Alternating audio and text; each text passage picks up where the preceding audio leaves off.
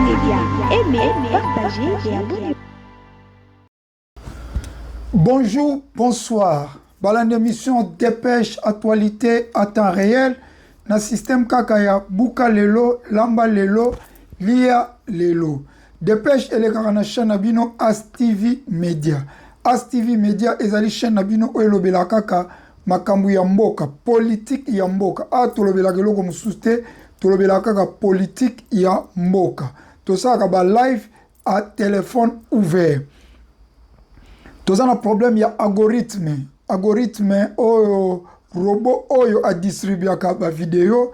Tout ça, le problème, il y a visibilité. Awa, bien en anglais, shadow band. Bato ba yeba anglais, o ba lo ba anglais, ba yebi shadow band. To so yebi anglais te obeta shadow band na Google. Et ko yebi so que shadow band des ali. Donc YouTube a boma bino visibilité. Bogo ça na bino ba vidéo ndenge bolingi mais vidéo na bino ekufi parce que tozo ka punition moko boye aloba tozo respecter ba norme te alors so bo respecter ba norme te ba pesa ba sanction na skoyo et ça que des semaines to posté tant to ça des semaines to posté tant to zongi tozo shadow ban eza mutute eza robot déjà automatique. Donc, si on a besoin de punition, à bloquer nos visibilité. Bon, tu as 90 000 abonnés. 90 000 abonnés, mais yo mon 90 000 abonnés, tout ça là-bas, 150 views, 100 views. Tout le monde a peine à Congolais, Moussous, au monde a tout ah, Micho, tout le monde a sous ma vidéo, tout le monde a sous l'émission, l'émission, mais le rôle à YouTube, a ma visibilité comme il a bangote, de yango au moni, moi, ma vidéo n'a vu sur la main.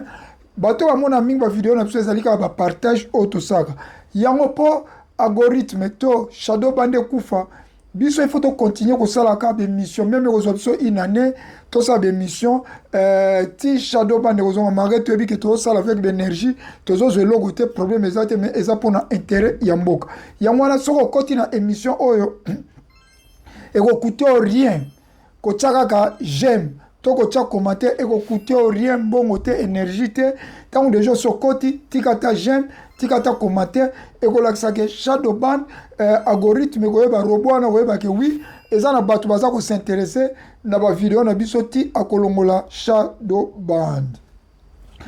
Dépêche actualité à temps réel, elles ont toujours présenté Nangamoko Michonoka aspect spirituel, Bopeto na Nzoto pe na molimo. Yo pe muto koti sika soki na no s'abonner to sengi no o s'abonner o partager vidéo et kozala penza malamu mingi. Dépêche à lelo tan babi dépêche actualité à temps réel, système abuka lelo lamba lelo, to yene information moko rapide kopesa bino. Information ezali nini na moment oyo nazo pesa bino information société civile ya Katanga basangani na ba syndicat ya Katanga se confier na maître Bernard Mwenge et maître Hervé Diakese le mandat de porter une plainte devant la Cour pénale internationale contre le président Félix Tshisekedi. Donc maître Bernard Menge na maître Hervé Diakese Menga za mundele Diakese congolais donc bakene ko tika plainte na bango et pas procureur bakene ki direct na bureau ya procureur ya CPI ko tika plainte na bango contre président Félix Tshisekedi. Plainte wana baza ko porter Félix Tshisekedi balobi président Félix Tshisekedi na régime na ye ba commettre ba abi pendant la période oyo il y a 2020 ti janvier 2026 donc il kobana mars 2020 ti janvier 2026 président Félix na régime na ye ba sali ba massacre to ba crime d'état ba crime contre l'humanité na Lubumbashi na Likasi na Fungurume na Mitwaba na Kasumbalesa na Pweto na Kimbembe na Ruashi na Kilobelo na Kabemba na Kolwezi na Kilwa na Bukama na Goma Matadi Kinshasa voire même Kinshasa parmi d'autres localités. Selon bango balobi ke chef de l'état président Félix Tshisekedi na régime na ye ba commettre ba massacre directement mettre bango en cause na ba effet qualifié. Donc ba fundi président Félix Tshisekedi na ba effet qualifié contre crime d'État. Crime d'État et crime contre l'humanité. Balobi, en plus de centaines de familles, donc ma famille, il y a des victimes qui rejoindre l'avocat wana pour être dossier evimba, pour être dossier esimama. Donc, na mois de juillet, oyo, bazalaki na CPI pour comporter président Félix Tshisekedi plainte. Pour na biso ezali kambako kamwa, comment président Félix un démocrate, a comment tina niveau va porter plainte. Aouti na IDPS ezali union ya démocratie oyo combattre Mobutu et combattre Kabila le père, Kabila fils. Comment président Félix a se retrouvé dans ces pays état qui a soit qui pouvoir pacifiquement lelo comme on est dans ces pays sera quitté mandat bakoyi ko poursuivre. Donc il boye ba que mandat ces pays si la kate. Même Joseph Kabila ndenga azali wana mandat ces pays et ko poursuivre un jour. Nasi bato ba Pinochet azali président ya Chili. Pinochet azali président Chili. A comment il a âge plus de 90 ans, mandat d'arrêt et l'andaki azalaki arrêté. Malgré ça tika pouvoir kala. Donc ezali mandat d'arrêt contre président Félix. Ngala zana tina kocha commentaire te ezaka ko kamwa tokoyeba ba massacre nini oyo président Félix a commettre bango ba détailler ba massacre salami bango ba yebi parce que bango baza ba avocat balobi baza soutenir na ba victime. Sans plus tarder tokocha vidéo biso na bino tolanda maître Diakese na maître Bernard ndenge bauti na CPI ko déposer plainte na bango pe basali déclaration na bango tolanda. Au regard d'une analyse lucide et à froid, nous avons effectivement constaté que nous devions communiquer au procureur de la Cour pénale internationale les faits graves que nous avions constatés, notamment des massacres à Lwilu, à Bukama, à Lubumbashi, à Kilobelobe et dans plusieurs milieux de l'espace Katangé, qui démontraient que le président Tshisekedi et tous ceux qui sont à son service ont mis en place une politique de terreur qui permet la commission des graves violations de droits de l'homme et de meurtres chaque fois que dans l'espace Katangé, toute attitude peut être perçue comme un défi, comme une révolte ou une simple opposition. À côté de cela, a été mise en place une technique d'enlèvement,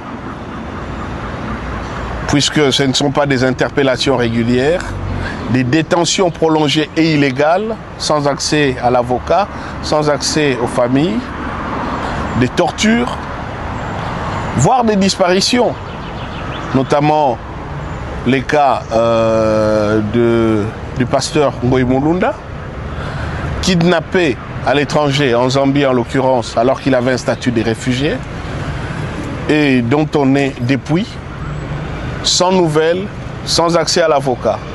C'est un des cas parmi tant d'autres qui ont été documentés et que nous avons amenés au procureur de la Cour pénale internationale. Nous en avons profité aussi pour lancer un communiqué d'alerte, parce que le modus operandi des répressions contre la population kantagaise procède d'un mécanisme qui sous-tend le contrôle du pouvoir de l'État, les pillages des ressources minières et des ressources de l'État. En ce qui concerne le Katanga, c'est plus les ressources minières, mais aussi la mise en place des milices, notamment des milices de son parti, l'enrôlement dans les milieux d'origine ethnique proche du président Tshisekedi ou de son parti, des personnes à qui on donne une formation militaire pour qu'ils servent des bras armés à la répression ou au maintien du régime, puisqu'ils ont été recrutés, selon les dires du secrétaire général de son parti, pour soutenir le pouvoir de leurs frères. La prolifération d'un discours de haine véhiculé et par des pasteurs de l'origine et de l'espace ethnique du président, visant à considérer que toute attitude de défi ou d'hostilité vis-à-vis de ces régimes permettait au président soit de tuer au nom de Dieu parce que Dieu le permettait, soit de s'opposer à tout projet qui pouvait mettre en place, notamment les changements de constitution, pouvait vous exposer à être chassé du territoire national. Et notre pasteur l'avait dit, toujours de l'obédience du président. En tout état de cause, un lavage général du cerveau qui fait que s'opposer à ces régimes ou avoir un point de vue contraire est considéré comme étant une alliance avec les ennemis du pouvoir. Et ça permet toutes les dérives qui ont abouti au cas des massacres que nous venons de dénoncer, mais qui peuvent ouvrir la voie à d'autres situations similaires. Voilà pourquoi, à côté de la communication que nous avons amenée au procureur de la Cour pénale internationale, nous avons alerté sur la répétition des mêmes actes et les risques de leur aggravation dans les jours à venir si la Cour pénale internationale ne se saisit pas rapidement de ces dossiers. Merci Nancy Bolandi, ndenge balobi va porter plainte. Donc le président Félix Tshisekedi à côté déjà dans ces pays. Alors azap mena Jean-Pierre Bemba atuna Jean-Pierre Bemba makamango ndenge nini elekaka na CPI. C'est le moment lokola za président aluka alandela makambo wana parce que plainte na CPI eli mwakate. Na ebisi bino likambo Pinochet président ya Chili. Na âge ya plus de 90 ans azalaki arrêté peu poursuivi peu soki na zoe ba arrêté on dirait ana ba arrêté on dirait awa na Angleterre zela na vérifié Pinochet président Pinochet arrêté. Oui président Pinochet ba combien président Pinochet azalaki arrêté na Londres na octobre na 1998 azalaki arrêté awa under un international warrant issu by Spanish magistrate Balthazar Garson. Detained will recover from surgery. He was the first former head of state arrested under Universal. Donc, azalaki arrêté en Angleterre ayaka traitement baretaka na 1998. Donc baretaki azalaki na âge nini zela totala. Tant baretaki azalaki na 82 ans. 82 ans, président Pinochet azalaki arrêté. Alors, Batumi Balabaka, Joseph Kabila a échappé na CPI, a échappé na CPI. Joseph Kabila n'a échappé na CPI. Mundela landela ka malembe zota l'évolution mboka ndenge zokende. Mukolo bakozwaye pas akokende CPI. Nansi boyebi Charles Taylor. Ba azalaki président ya Libéria batikaka ye akene na Nigeria atamboli na ye akene partout suka nango lelo oyo Charles Taylor après soki 3 ans 4 ans bayaka kokanga Charles Taylor Pinochet pendemo doki mandat ya CPI soki ba porter plainte okosuka na prison na pesi bino exemple ya Pinochet 82 ans azalaki arrêté na mandat international en Londres, même na hôpital azalaki arrêté ayaki traitement awa. Exemple moko na Charles Taylor, boyebi azosa la prison ni azo pirijango awa na Londres. Alors bino bato bozo diriger mboka bozala toujours prudent, bo respecter démocratie, bo respecter peuple, bo respecter opposant, bo respecter ba marche, bo respecter constitution et ko zapena malon mingi pona ko éviter que aussi si pouvoir na yo okende ko vanda na kimia ndeto zo mona ba président ya Ghana baza ko vanda na kimia. Alors ezaki toujours na ngana pesa bino information na boyeba ke président Félix Tshisekedi kombo na ekoti déjà na CPI. Pona lelo ngana bino tosukia ezaki wa bino mission noka aspect spirituel bopeto na nzoto pe na molimo. Soki na lo s'abonner na chaîne na biso te, s'abonner na chaîne na biso, partager, liker, aimer, tcha commentaire pour na algorithme azong sabiso toujours na temps. Nde tokuta na émission na biso ya live o to salaka à téléphone ouvert. To sengi na mutu nyonso nga participer to salaka live soki situation moko ya makasi ezali na mboka. Pona lelo tosuki awa Bye bye. Astigui Média, aimez, partagez et abonnez-vous.